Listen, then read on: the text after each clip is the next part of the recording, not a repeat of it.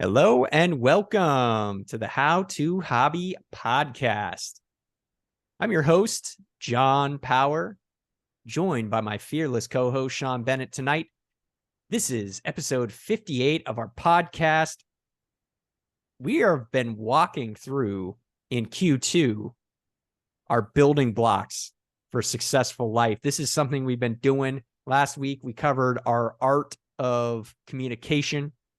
And actually, no, last week wasn't art of communication. Nope. It was, what was it, Sean? What I just mess up on? Last week was work-life balance, John. Oh my goodness, that's it. Work-life balance. I'm sorry. Communication plays in tonight, so I can see it's on the top of your head. It's on the tippy top of my head, and that's where I'm at. But tonight we're talking about networking, how we're gonna establish the building blocks, starting low and getting higher and higher and higher. And actually, I'm happy to announce Sean has some news tonight that he has to share with the listeners for everybody out there in the world. Sean, it's a big day. It's a big day. I know all of the listeners edge of your seats just waiting for this news. Your boy has a job. Oh my goodness. Yes. So I'm actually going back to engineering. I'm going to be a mechanical design engineer for a really cool company here. Yep, coming back home. So really cool company here in San Diego. I'm really, really stoked and ready to get started. I luckily have 2 more weeks of what I'm calling this vacation time before the job starts. First day is May 1st. So yeah, I'm gonna enjoy these last 2 weeks and then kick it off. Yeah, with a pretty rad design engineer job. So I'm really excited. Wow, going to Silicone. We're excited out here, listeners, and congratulations, Sean. All the hard work you are taking. You're living it out. You're living out the building blocks, the soft skills, tools that we've been talking about. You just kind of handled the art of negotiation, and we covered that I think 2 weeks ago. I think I got that one correct. Yep, and I think you did. I think I did. Now, Sean is just living it up, and I am too. Tonight is one of those evenings where I just found out something real exciting, which is the Brewers Association just released their top 50 U.S. craft brewing companies, and this makes me happy. Not only has Sean got his, now I get to look over and determine where we're gonna be going, and where the compass is pointing. It's like a bucket list. It's a checklist. We'll hit the top 50, give you guys a rundown of what we think were the ratings correct. That's right. Yeah, where are you located, listeners? I mean, we have listeners from all over the world, so we're only covering the U.S. breweries, but I'm sure there's people out there that would love to debate and send them into the Gmail account. Let's just go through from the top. This is actually surprising. Yingling out of Pottsville, Pennsylvania I didn't even know Pottsville was a place. Sean, did you? Nope, absolutely not. That's one I don't know, but that is number 1 on the list, listeners, which I don't know. I don't think Yingling is a light beer. So I need to look into them because I've not really experienced any of their stuff, but interesting. Now let's move to some of the more important parts right here. California breweries, because we did a lot here this year, and Boston Beer Co. is number 2, and that's not surprising. They're Dogfish Head. What's their other the big one? What is? I can't remember. I mean, I know. Sam Adams. That's what. How do you forget that, John? How do you forget that? I'm disappointed in myself. Okay. And number 3 is Sierra Nevada, which is in my top 5 all-time breweries. I kind of stick to CA, listeners. Out of Chico, California, Sierra Nevada Brewing Co., number 3. And unsurprisingly, or I guess this is a bit of a surprise, the top 5 was the same as last year, Sean. Believe it or not. Really? Yeah, they maintained their rankings. That's So impressive that's because very impressive. that has got to be hard to do because you have to impress the judges even really more than you did last year to be able to maintain your spot because everyone else also got better. Yeah. Oh, yeah, they're nipping at your heels. I mean, this is big stuff. So that's good. Number 7 out of Escondido, California, Stone Brewing. No surprises there. Nope. They're doing great. Good stuff. Canarchy. I actually have never heard of this brewery, but they're number 8. So that's interesting. One to look for. Tilray Beer Brands, which has a number of different breweries underneath them, number 9. And I believe some of the ones under their portfolio are, I think Modern Times is in there. But regardless, that's an interesting one there. I think it's kind of fun, Sean, to see what brands are kind of have a portfolio versus what is like kind of a single conglomerate. Like Yep. Deschutes is number 11, and people probably have heard about them, but they're out of Bend, Oregon. That's one of my favorite beer spots is Deschutes. Partially the emotional tie because of the first time I ever drank it was my first time to Bend, and I love Bend. But their beer, I got their flight, and every beer was better than the last that I drank. It was nuts, and their beer cheese is some of the best I've ever had. So if you can, Deschutes, check out Deschutes. They have them in. I went to the one in Bend. They have them in Portland. They have them all over the place in Oregon. But yeah, Deschutes is great. Yeah. Oh, definitely. And so I misspoke. Tilray Beer actually has Green Flash underneath it, Sean, and Got it. Alpine Okay. Beer Co. Okay, So that those makes are the sense. two, say the California underneath them as well. Kings and Convicts Brewing is in 30th, and they have Ballast Point Brewing. And I'm happy to, that's out of San Diego special. One that is surprising to me, Sean, is actually Gordon Biersch out of San Jose is number 17. Huh. Have you ever had Gordon Biersch beer? I've never had their beer. I've been to their restaurants, but I've never actually sat down and had Gordon Biersch beer. They're the ones that have the restaurants, right? Yeah, that's Okay, the yeah. restaurant chain. They brew beer and they serve it. So I don't know what I'm doing, but I'm not drinking Gordon Biersch enough. Now, with great excitement and enjoyment, number 49th, Sean, on the list is none other than the annual 100-mile bike ride sponsor for John Power and his 100 crazy mile ride. Pizza Port Brewing out of Carlsbad, California. Let's go.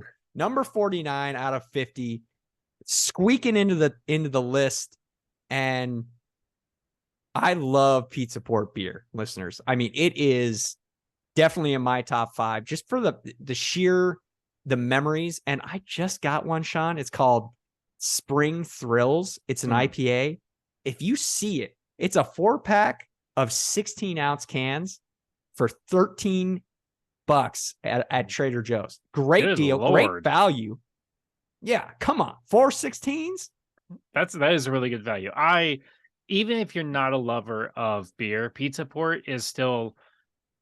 I have so many memories of going there because they do I think it's like 25-cent wings on Wednesdays, which they're really good chicken wings. They do great pizza. I mean, Have you love done the Pizza lunch Port. special?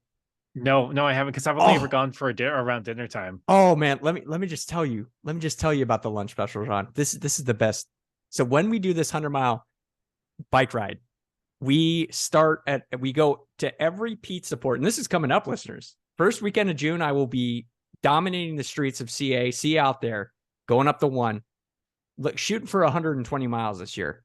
But at lunchtime, we go to the Carlsbad location. And Sean, it is a piece of pizza, a slice, and a beer for literally $13. Good Lord. It is. Come on, man. And when you're getting off the bike, and they even include a slice of the day with that. So you can get the slice of the day, and that's always like the one that's crazy. It's got all the toppings. Oh man. All right, listeners, this has been enough fun for one time. We are going to dive in If anyone's ever been curious about how much John and I love beer and food, that segment, great. And just rewind, and you will understand the minds of John and I here. I barely even let Sean talk. I was so excited. He's like, you were like trying to talk, and I'm just like, but spring thrills, spring thrills. We are passionate. Oh man. Okay. And one more for the record. I'm just scrolling through here, Sean. Have you ever had a Beta out of Louisiana? No. A Beta Brewing Co. They have like they have one called Purple Haze. It's like a fruited sour that's got a bunch of crocodiles and beads on it. Okay. Anyway, if you ever see it in the store, pick it up. I think you might like it. Who knows? Okay. I'll write it down. A Beta. Okay. He's writing it down right now. I actually was. I take notes. I listen. This is a great example of the content we're going to be talking about tonight. I have somebody in front of me who is very knowledgeable on something. He's really passionate, wants to give me information. I'm listening, and I'm building a network here. This is what we're talking about tonight. Take notes. And I just love having my buddy here right in front of me. It's just such a great time. So let's dive into everybody's favorite thing here before we dive into the networking, the building blocks to a successful networking life. We got a Gmail account, listeners. If you have any comments, concerns, questions, reach out to us at our Gmail, howtohobbypodcast@gmail.com. It is a direct link, neuro link to Sean's head, and it's great. He gets back to anybody super fast. So it's really quite amazing. He's in the beta program, and maybe he'll be one of the first candidates for the Starship launch when that goes to Mars. So we'll see. Yeah, I'm already on the wait list. We do have a website. That's another great way to stay in touch and get engaged with us. And that's howtohobbypodcast.com. We're really happy about that. It's enjoyable to continue to build out that content. We have an Instagram and Twitter that we've been starting to get more active on this year, which has been really exciting, at How to Hobby Podcast. And if any of you guys, while you're here and while you're listening, if you wouldn't mind hitting us with the 5-star review, this is the best place to get excited and hyped up about everything about your hobbies and what they show us how to interact, but additionally, great brewery news, right? So yes, you're not getting that anywhere else. So hit that follow button, give us a like wherever you're digesting this podcast content, and be sure to tell your friends if you can. If you have a couple friends, tell them. I know we're keeping our list short these days. It's definitely getting more intimate, but tell your intimate buddies, and we can't wait to continue the journey with you on this platform. It's been a joy. We are on episode 58, and man, I don't even think we ever saw this coming. Nope. But it is coming and going every single week, and we come to you live Fridays at 6 a.m. sharp. So keep your dial tuned to our platform here. And without further ado, we're going to dive into our networking building blocks tonight. Starting with the keys to success, Sean, you can start us off with some of your keys to success here. Yeah. So when John and I talk about networking, it can be sort of a buzzword, and it can be tough when you're either a high schooler, you're in college, you're in professional, and everyone just says, well, just go network, build a network, yada, yada. I've been hearing it a lot lately because I've been looking for work. And so everyone said, well, just reach out to your network, utilize your network. And I think that no one gives you the tools of how to actually build your network. Everyone just says, go utilize your network without actually helping you get one. So we're going to be talking tonight about networking. We're going to break it into two kind of categories of things that topics we'll talk about. The first is like college level networking. This is something that John and I are incredibly passionate about because college level networking is how we met. And so it's something that's going to really tie back to our story. Tell Beta Pod, baby. Tell Beta Pod. But then also taking that networking and pushing it to the professional level of you've actually got the job, or you're trying to get the job, you're out of school, and now you're building this professional network of people that you can rely on for either advice, getting you future work. You can help them get work. You building this friendship. And so for doing college and professional. Now, if you didn't go to college, if you're not going the same route that John and I did, that is absolutely okay. If you have any tips and tricks for what worked for you, let us know. We'd be happy to include that. We're just only going to talk about what we have experienced and, the failures and trials and tribulations that we've gone through. But if you have any, stuff we don't talk about, please send us in, send it to the Gmail. We'll do a shout out in a future episode. But we're gonna specifically do the college and professional. So Yep. we've been doing these keys to success for these building blocks of networking, and we decided tonight, this episode, to be very active, very forward keys, because networking is something that is it's a lot of work, to be honest with you. Action. It's a lot of action. Action. It's a lot of work. Action takes, energy. So, I'll just run through them real quick and we can go into them. So, keys to success for networking: be bold, be confident, be yourself, and be transparent. And we did it in that order for a very specific reason. Be bold because you have to be willing to get out there and do something new. Be confident because you have to know that you have something to offer to people and that you're looking for something to get from people. Be yourself because it's important. You don't want to be putting up a front or a face. If you're trying to build real relationships here, you have to be yourself, whether that's goofy, dorky, super smart, super happy, super go lucky, whatever it is, be yourself. And then I want to let you, John, touch on the be transparent, because I think that was something that you were passionate, you wanted to include in this. And it is very important that when you're going through this, you have to be transparent. Yeah. And I think for myself, this is one where I've seen some trends in the industry.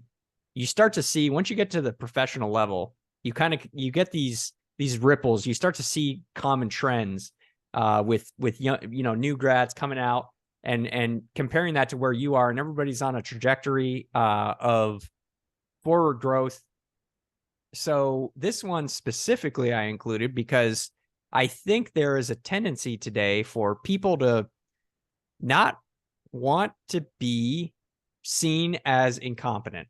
And to be transparent is to be super smart, super on it, or potentially making a mistake. And you're not going to do that.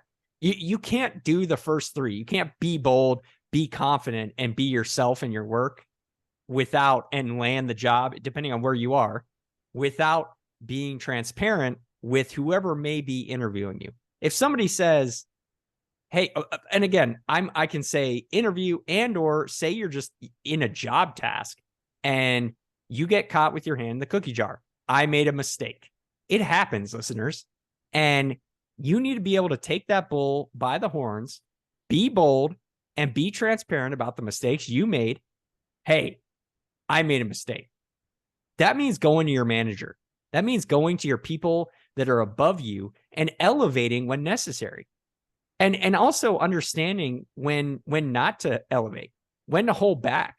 Sometimes you need to, and this is like a more what I would say advanced technique here. But don't just come to the table with, hey, I made a mistake. Come to the table with, hey, I made a mistake and this is how we're going to fix it. Yep. I made a mistake and I'm confident that going down this path now, we can come up with an answer here. We can do this instead, in lieu of what I have done that has put us a tad bit behind the eight ball. We're now going to push ahead because of, 1, 2, 3, and be confident about those steps that you're taking to get there. Right. And so that's why for me, transparent is on this list, and transparency in general is so important, because if you're not willing to admit that if you're just the guy that's always right, one, I don't think you're pushing yourself, because you're not getting any new growth. If you're just always right, you're not pushing into the unknown. You got to go into the unknown to get the results that you're looking for. We want you to be the best here on the How to Hobby podcast. We're not going for second best. We're not going for and trying to hype each other up to be just subpar. And there's plenty of subpar players out there. And Sean and I do not profess to be one of them. We want to pursue greatness in everything we do. We want to take chances and make mistakes. And so that's why we're here to talk to you about it tonight. Those are our key to success. we're going to dive into our current favorite tools. Sean has a couple here and I have a couple. We're going to do the same thing we've been doing, which is talking through some of the ways we can improve, maybe areas that we've made mistakes in the past. We're going to be trying to really give you everything we've had and be transparent with you as listeners, because that's part of our mantra here. We're not pulling any punches. And Sean, yeah, anything else to add before we dive into the tools? Nope. I think you absolutely covered it. There needs to be a willingness to admit sometimes you don't know everything. I know that's crazy to think about, that you don't know everything, but yeah, be willing to accept that you make mistakes, be willing to accept that you don't have to have the answer for everything, and know that you can rely on your network. And that's why you're building the network, so that when things go wrong, or when you need help, or when someone else needs help, they can come to you or you can go to them and you can rely on each other. That is what networking is. Like, networking is another way of just saying professional friendships. I mean, that's really what we're doing here. We're building relationships with our friends, our coworkers, bosses, managers, mentors, potential hiring agencies, whatever it is. We are building professional relationships that we are going to maintain for our entire professional careers. That's our goal. So that's what we're going to be touching on tonight. Professional friendships that turn into real friendships. That's the goal there. And that's what we're going to be trying to break down for you tonight. Yep. So current favorite tools. I'll start out with mine. You know, this has been one I've been diving into recently to start out this year. I've been in the frying pan, listeners. And, you know, it's all stemmed from this tool that I've been working on in growing my network, which is being willing to step out of your comfort zone to grow the network and I think this is a building block, because not only are you building your network, but you're actually building your tool blocks or your toolbox to excel and continue to gather the material to build higher and higher and higher. Yep. And that's the best way I can kind of make it very hands-on. And hopefully that came through clearly, but I've been stepping out of my comfort zone this year and being willing to be bold and confident was the thing that got me there in the first place. And now I'm starting to see some of the fruit of those tools. You know, being willing to talk to anyone at any time is another one that I've been really diving into here, because, and I'll kind of go personal here. I've been trying to continue to pursue music in my personal life.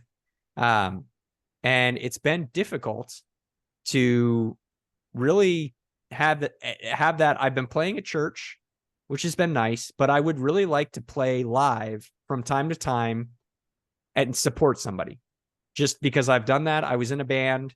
Shout out to my band out in SD, Die Vibe, the boys. Definitely miss those guys, and moving out here took me away from that passion of mine, which is playing music. I've talked about it in the past. If you want to hear what we did, I still do this. I go back and I listen to, we released a couple different albums and they're on Spotify, listeners. Sean, have you ever heard our music? Yep. Okay. Yep, I listened to it. Yeah. Good. So, come on, John, you know me. I would support you in any way I can. It's like I forget, because sometimes I was actually just doing this. I recently had a interaction with a guy, a musician, and I said, hey, I just went up to him and said, hey, do you need a drummer? And it totally caught him off guard. Totally caught him off guard, because I literally just walked straight up and was like, hi, do you need a drummer? And he was like, whoa. Yeah, maybe. I don't know. Like, can you talk to me? Tell me who you are first. And so I did. And we had a great conversation, you know, hour, I would say, honestly, it was probably about an hour conversation after that. But it was so different for him to have somebody just come up and be so poignant and be bold, be confident. You know, he kept saying, oh man, this is weird. Like, I can't believe you just came up to me cold like that. Like, that just, and I really think that That's something I've been trying. It's been pushing me to do it because my passion for drumming is there, and my passion for performing live is there. And that alone in my background of tools has been pushing me to do things I wouldn't normally do, and just go up to a random stranger and say, all right, enough is enough. I just got to start asking these people point blank. And what's the worst they can do? Say, I mean, yeah, you could get ghosted. You very well could get ghosted. In this case, me and this guy were able to exchange information. We've been talking on and off. We don't know. It may not work out, but you tried. But I tried, and there's an opportunity there for potentially. These are slow. That's another thing I'll highlight with these, and I feel like I've seen this is it's not instantaneous growth, listeners. Oh, these good are Lord, no. it's a, and Sean and I talk about this. It's a 1 week at a time. You just keep taking the steps to get better at your networking, to get better at your communication, to get better at how you connect and talk with people, to build your network more and more robust. And soon you have a framework. Soon you have the frame up to support yourself in these. And, you know, I definitely haven't always been perfect at it, but this was one thing that happened recently that I felt good about taking a bold stand. And I would encourage you to try it out. You know, if you've been seeing issues with getting feedback or positive interactions, be bold, be confident, and put on your smile. You know, be happy. This is something that's intimate, and it's not easy. So be patient. It's a great way of putting it. Those are my tools right now. I think that's perfect. And those are things that I feel like now, you know, stepping out of my comfort zone and being willing to talk to anyone at any time, I'm better at now. Looking back, when I look at the networking that I've built, I sucked at those things when I was younger. And I think struggling through, recognizing I wasn't very good at it and continuing to push through is what allowed me to get to where I am now. But you know, I was just talking with my mom a couple of nights ago because she has a coworker whose son is in high school and he's looking at going to San Diego State for mechanical engineering. And, you know, my mom had mentioned, well, if your son's interested, I can connect your son with my son because my son went to STSU for mechanical engineering and he can maybe give your son some good advice. And so she and I just got to talking, like, what is the advice? What kind of advice would you want to give to a high school student who's looking at going into engineering? Wow. And a great question. Right? It was. Oh, Bennett, once again, she doesn't pull any punches. No, she doesn't. She doesn't at all. That's great.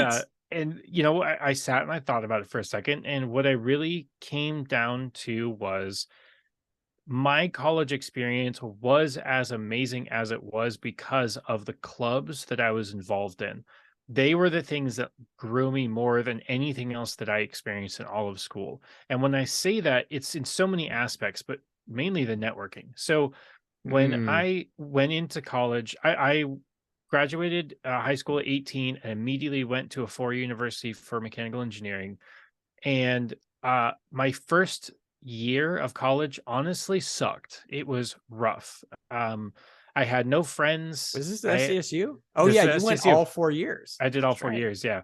So I had no friends. I didn't have the confidence to make friends. I was taking classes. I was taking chemistry because it was, you know, the gen ed portion. I hate gen ed classes. Oh, yeah. I was, you know, was struggling. I was barely getting college versus 4 years. The perspective is so different. It is. You know, I was struggling to get a C in chemistry, and you know, I was just in such a negative place my freshman year, and that was so starkly different from sophomore year. And when I look back on it now, the difference was sophomore year, I decided to step out of my comfort zone and join a club.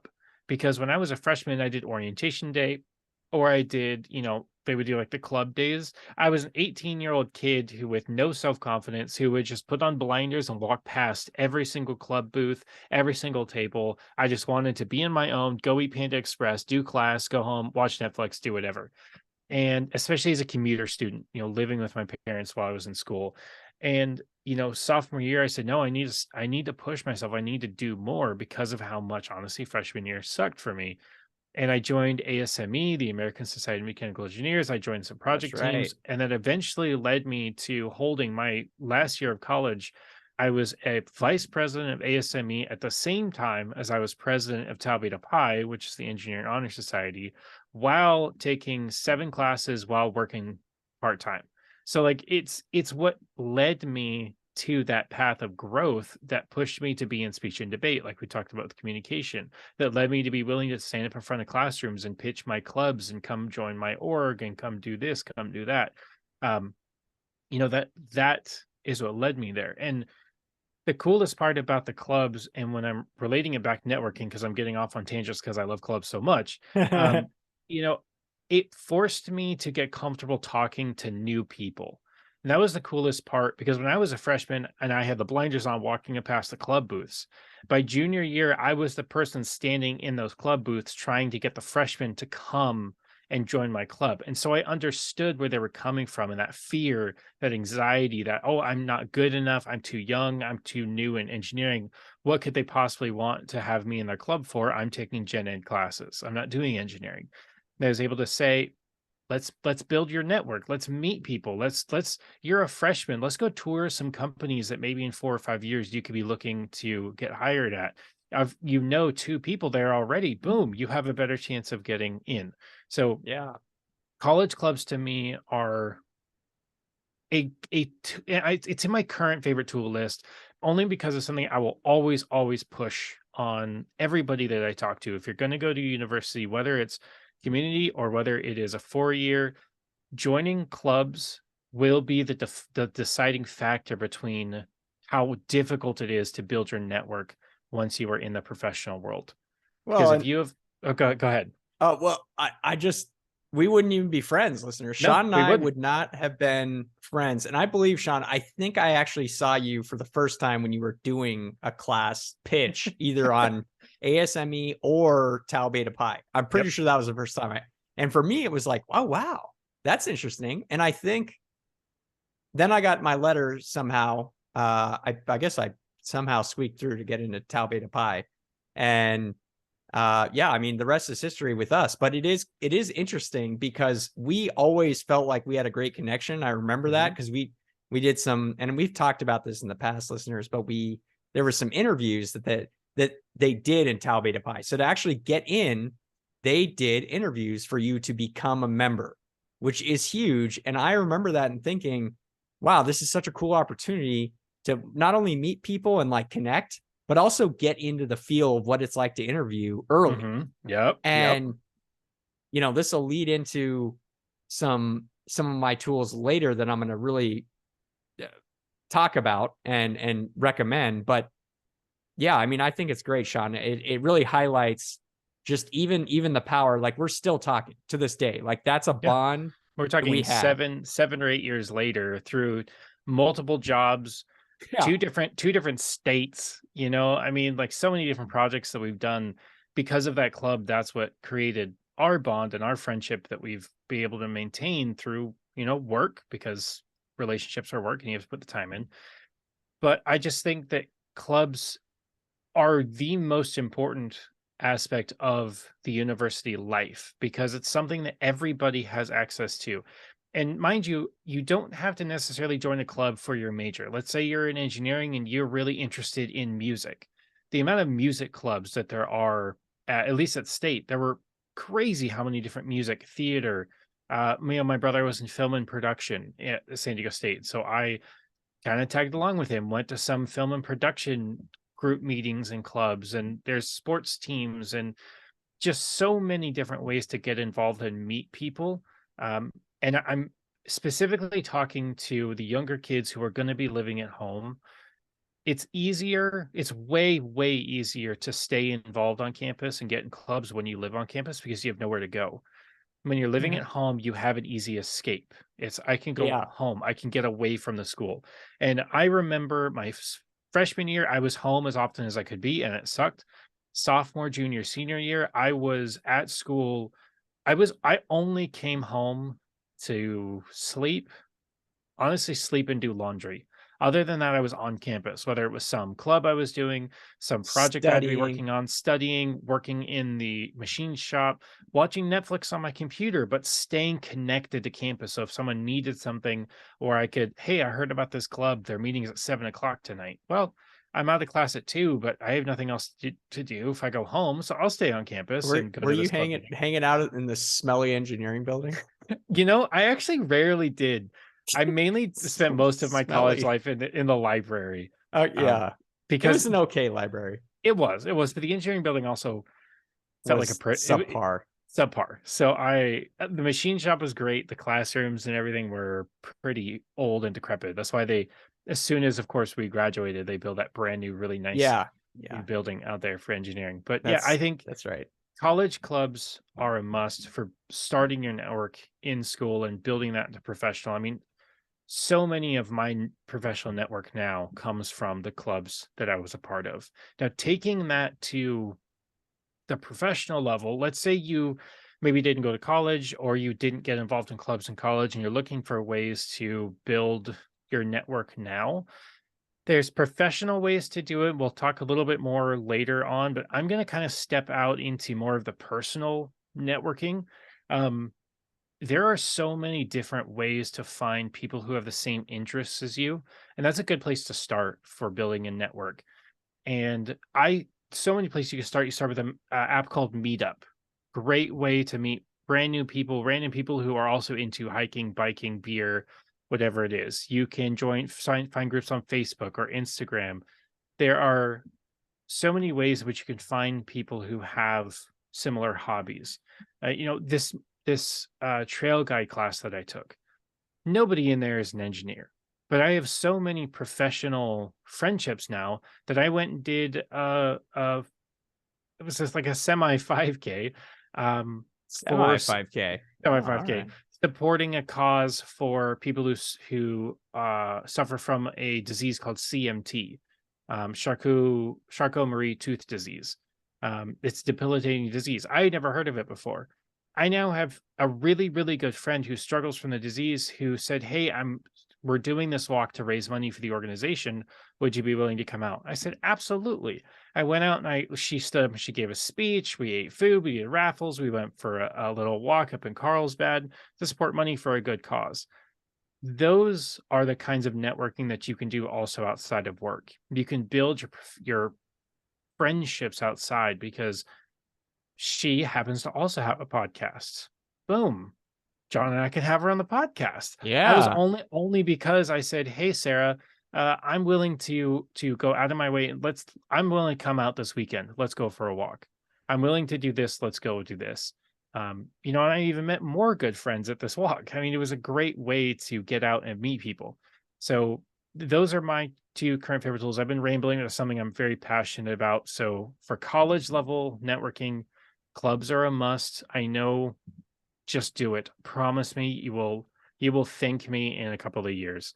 And then in the personal life, social media hobby and interest groups, whether it's through Facebook, through Instagram, probably TikTok. I don't know. I'm not on that site. Or No, meet no. no We're not supporting TikTok on the show. This is or meetup. There's so many cool ways to meet people who have the same interests as you do. oh man. And I'm honestly right now, I just put meetup.com in the show notes, listeners. If you want to go on there, we'll support that one. And there was some music stuff on there. So Sean, goodness, I could have been using these to get more engaged with the local music community. Mm-hmm. And maybe I've just been missing out. It looks like I probably have because there's one on there right now. It's like meetup and live music in Phoenix. Unplugged jam is what they're calling it. But these are great ways. If you have an inkling to do something, it's a great start, right? You want to get into hiking. Great start to go with people before you, correct. Because a lot of times it can be really overwhelming to get it, especially into a new hobby that you've never done before. Without that, again, it just depends on who you are. I am a person where I like being alone. Sean likes being alone to do things. Yep. But we're not the norm necessarily. A lot of other people like doing things, group hobbies, group things together to get started. One of my buddies will not do anything unless he's with a group. That's my just brother. what he does. My brother's the exact same. Yeah. And so it's like, hey, you want to ride a bike? Only if everybody's going. I won't be there just with you. And, I like that. I like that stand. I like the specifics. But if that's who you are, these are some great ways to do it. And I definitely, I highly recommend. So yeah, that was our current favorite tools. We're going to dive into our current networking objectives. So these are things that we're currently striving to do better. That last one actually leads perfectly into an area in my life that I'm actually trying to do better, which is utilize social media better. I don't do it enough. I'm not, and I know in my heart of hearts that I'm not utilizing it to its full potential. I think I could do a better job of networking on there, sharing, finding a group. Like I just haven't been able to find that knack for getting engaged with people that I really want to engage with consistently. It's a great way to keep up with family, but other than that, and friends. Mm-hmm. But I think there's a lot I'm missing out. I'm not tapping into the full value there.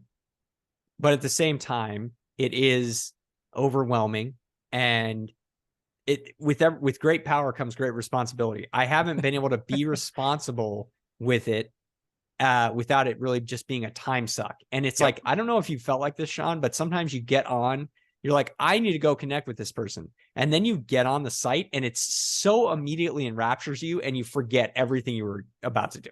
It's so good. It's so good at doing that.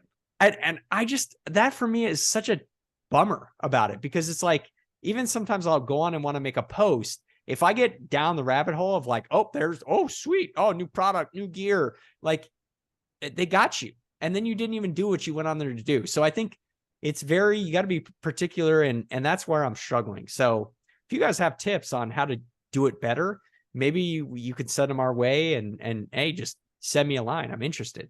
Because I definitely think in this area I can improve, and I know there's untapped potential with all of the social media there. I do think Twitter's on the way up. Ever since Elon Musk took it over, it's been very controversial, but he's doing some things and making it more legitimate. And as much as there was all the talk, Sean, I don't know if you've been following some of it, but all the talk about it's going to go down, nobody's even going to stay on. It's like, no, they're sticking around. They're paying the money now to have the subscription for the blue check mark. And that's what's cool is everybody can have the blue check mark now. I don't know if you followed that, but now if you pay the monthly fee, I think it's $7 a month, you can be a verified account. Okay. So, and that gives you access to exclusive perks. And it's no longer just a popularity club, which that was my beef with it in the first place. It's like, well, I like that. I like that because it was, even listening to people who like a lot of the I don't want to use the word influencers because I don't like that term, but some of the guys that I follow, high level, from like Black Rifle Coffee and the Unsubscribed podcast, and these guys who have lived in this space and they are struggling to deal with all of the negative sides of social media, and seeing the people who have those check marks who, aren't putting good stuff out in the world, who aren't really helping anybody, it can just be kind of rough to see. And so I like that they have that feature now. I think social media is something that I could definitely do better too, because it just gives you access to people from all around the world. And that's the coolest part, is you can find people from different states or even countries who have the same interests as you, that you can build a network. I mean, imagine being able to utilize social media to build a network, college level, personal or professional, that spans the globe. Because it means that no matter where you are, you have access to somebody who is connected to you and can help out. That is, I think, like my ultimate dream is to have a network spanning the globe that tells everybody, hey, I need help. Can anybody help me here? Or, hey, I'm in this area, I'm doing really good. Does anyone need any help? I think that is like the ultimate bucket list for me, is to have that. And I think this podcast, I mean, to be a little meta here, I think this podcast is a fantastic start, because, we're pouring our heart and our souls out, dumping it onto the internet and letting every week. anybody from all over the world see what we do and see who we are. And yeah, trying to build our network. I think social media is something that everybody can improve on and utilize, because it's a powerful tool if you use it in the right ways. Yeah, and I think Sean, we're doing a great job starting our journey. I think Yep. there's always ways you can improve, but in this specific area, I think we're being consistent. And the hardest thing is to first and foremost be consistent. So Yes. we hope you see that, listeners, and you can feel our passion for delivering hopefully uplifting, thoughtful content to you every week. So, Sean, tell me about your current tool belt objective. Mine is the classic 30-second self pitch. This is something Oh, that I've struggled with for years because, as I'm sure everybody can probably pick up on, I love talking and I love teaching and talking about things I'm really passionate about. And something that I'm really passionate about is me. So when someone gives me the classic, tell me about yourself, you're meeting someone, cold call, you're meeting somebody fresh, and they say, tell me about yourself. Who are you?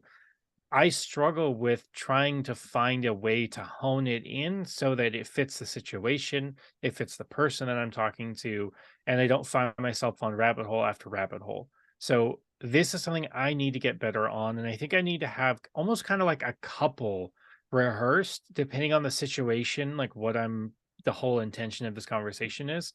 But having that 30-second pitch of, this is who I am, this is what I'm about, this is what I'm passionate about, here's why we should get to know each other. And if hmm. you can, list that out and hit somebody, I mean, like, perfect example, you walking up to that guy and saying, hey, do you need a drummer? Now you weren't inherently just pitching yourself right off the bat, but you were saying, hey, I have a question for you, I have something to offer you, do you need what I have to offer? That's basically your pitch. I mean, that's what you were doing. I have Yeah. the skills, I'm looking for somebody who needs the skills. Are you the guy who needs the skills? Boom, you just pitched yourself. I think that I need to practice more on rehearsing those so that I don't just spin into cycles of telling somebody about my whole life story. All they did was ask me, tell me about yourself type thing. Yeah. No, that's great. And good luck on the journey there. I mean, I haven't necessarily been doing that to myself, but I do agree that it's something I could do better. And it's very valuable if you can give yourself that moment before you're making any type of gut reaction. But I think in the goal, additionally, to move even in the future, is that you're doing that inherently in prep for every situation that's coming your way, whether you even know it. It's almost like a subconscious thing. And I think Yep. that's where we want to go. It's a stream of, I know what I want to do here and I'm going to do it. And Yep. you've already had that motivational, you're reducing the time it takes for it to come in, and you're just like, because that's really what it was. I was walking through the streets and I saw this guy and I went, boom, all right, I'm going to do this. Bing. And it's that fast. And that's when I think I said, oh, that's something I'm getting better at. I want to keep pursuing that tool. Yep. So, all right, well, let's dive into our all-time favorite networking tools. Mine is actually something Sean kind of talked about a little bit, which is the power of college and tasks and things related to college. My favorite all-time tool was actually, and I owe this tool for networking my career up to this point, because it got me going. And it was job fairs, professional job fairs. And so I don't know where you are, listeners, if you are in school, and every school at this point in time offers job fairs. There is not one out there in the US that does not have a job fair to some level. It just turns out that San Diego State had a very diverse job fair with a lot of different companies. So when they had a specific engineering job fair, I went to both each semester. And I landed a summer internship was my first thing that I landed at the first one. And then out of that, I got more confident and went to the next one and landed my full-time job while I still had my internship. Nice. So that is something that, I mean, I owe them. I was one of the stats. Like, they show them on the HR communications page for your college. Like they're very happy about their tools that they're providing you. And it is 100%, 60% of the time, it works every time. You go to these job fairs and you are guaranteed to at least get looked at, listeners. It's a form to get your name in the door, on the door. And it forced me to get my resume in order. That was the other big thing. You took the words right out of my mouth. That was going to be the biggest takeaway for me from job fairs, because I also owe my career to a job fair that state went to. I think it was the same one that you went to. I didn't go to it, but a friend of mine did, and he was the one that told me I should apply to this company, the one we ended up working out together. Networking, exactly. But yeah, job fairs are amazing. They force you to get your resume in order. They force you to make sure you have decent, like dress clothes. They force you to learn how to sit and talk to people. And what my favorite part is, they show you how many different companies there are in your local area that are hiring for what you're trying to get hired for, that you would have never known existed. Because in reality, especially if you live in a big city, something like a San Diego or a Phoenix, if you just look up engineering company near me, there's too many for you to understand what's happening, right? So if you go to a job fair, you can sit and you can talk with people from so many different companies. I mean, I did an on the spot interview at a job fair for a machine shop there. I mean, it was crazy the questions he was asking me, and I was completely thrown off, but it was fun, and I had a fun time doing it. But I agree, job fairs are super critical. And I would say if you didn't go to your school, like your local college, let's say you didn't go to San Diego State, but you see on the website they're doing an engineering fair, try reaching out to the school and saying, hey, I live in the area, I'm not a student, can I get access to your job and career fair? Now, yes, they may not say that you can because they're really trying to get students, but you may get lucky and they may say, yeah, come on down. um Yeah.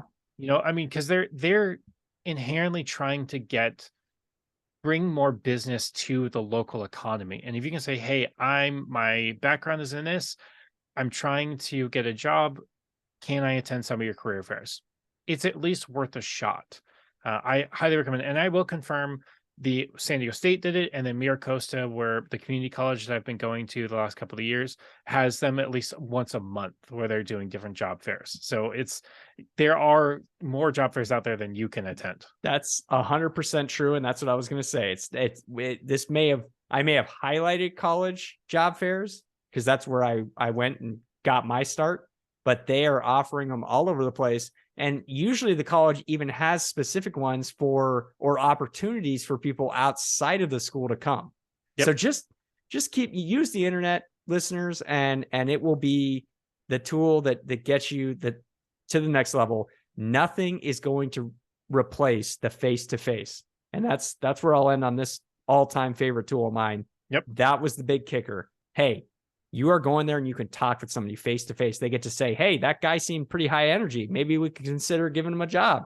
I don't know. He's got a young, bright future ahead of him. I mean, they say these things, listeners. Trust me. No, they do. I've worked a couple of career fairs. Once we got to the professional side of our careers, then I was going back and actually working some of them and being the person on the other side of the table, taking resumes and talking with people. And I remember sitting there and writing down our number system of would I recommend this person to HR? Would I recommend maybe next year because they're not there yet? Would I say, nope, not worth the time? And we would grade them and we'd say pass on the resumes. Like I remember doing that. It happens. So my all-time favorite networking tool is essentially the next best thing to a job fair. Yes, in person, face to face is the number one way to make connections and meet people. I'm going to talk about if you can't do that, if it's either a career fair is not happening or you can't attend, LinkedIn or something similar, I think will always, forever and always be my absolute favorite tool to build your network.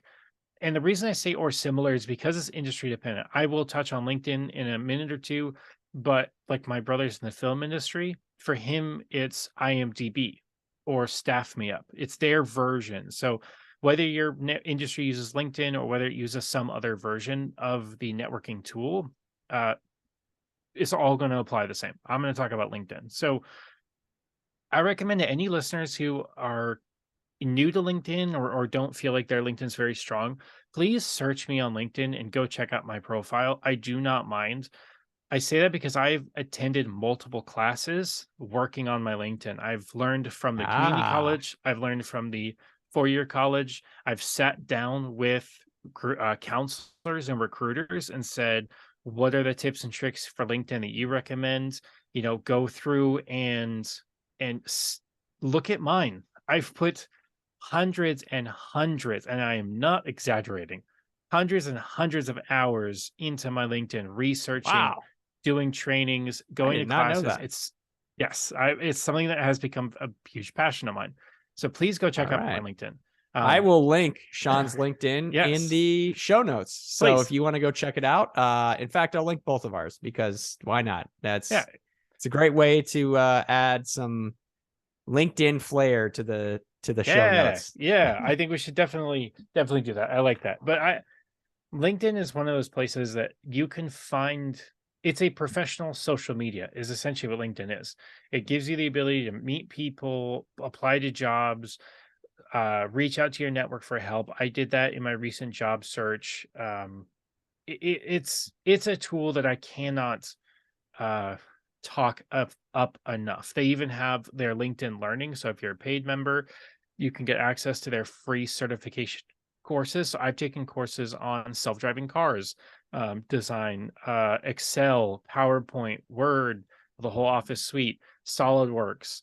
I've taken classes, done their LinkedIn Learning on working with international teams, communication, how to handle conflict at work. I've taken all of these certification classes to better make myself a better teammate, really, is what I was doing all of these for. So I highly recommend, The best teammate. You're the best best teammate. teammate. Please look into LinkedIn. The resources are there. You don't have to have a full profile to be able to use all the resources. I recommend you do. Oh, really? So you recommend paying the bucks? No. I guess by full profile, I mean like doing the work to fill your account out. Oh, okay. Gotcha. If Gotcha. I will admit, if you have the funds, do the premium membership, especially if you're looking for a job, it really helps, but it gives you access to their learning courses and stuff. Currently, as of April 2023, it is $39.99 per month. And it gives you full access to all of the analytics, the LinkedIn learnings, the special tools, or if you're trying to meet recruiters or get access to certain jobs that you have to be premium member for. It's really nice. Wow. Yeah, I could talk about this for hours. LinkedIn is something I'm incredibly passionate about. I've put so much work into learning how it works, and I highly This is recommend great. everybody goes and fills it out. The first place to start, honestly, you just need a nice professional picture. If you're in San Diego, I know a couple of people that could hook you up. My brother took mine. Just nice professional picture, great way to start. And yeah, so I highly Perfect. recommend go down the LinkedIn rabbit hole. I promise you it will be worth it. You're gonna have to review mine, Sean, for sure. You got it. Well, I think this has been an overall hit and success tonight, and I'm excited to see what the listeners think of the overall scheme we put together here for our networking building blocks, where we're headed, kind of where we're at. We're at the kind of mid-tier professional level, and so we're kind of gearing this towards early and middle. But I think even hopefully some of you, even later career people, felt like you got some value here. And please don't hesitate to reach out to us at our Gmail if you feel like we didn't hit on something that you just think, wow, they missed here. We want to hear that, and we want to know how we can improve our communication to you guys as the listenership. So we thank you for listening tonight, for taking the time. Sean, thank you as always. Congratulations again on landing that top-notch job Thank you. and killing it in your negotiations that we talked about last week. This has been episode 58. Keep your dial tuned, and you know where to catch us. Friday, 6 a.m. on the dot at the How to Hobby podcast.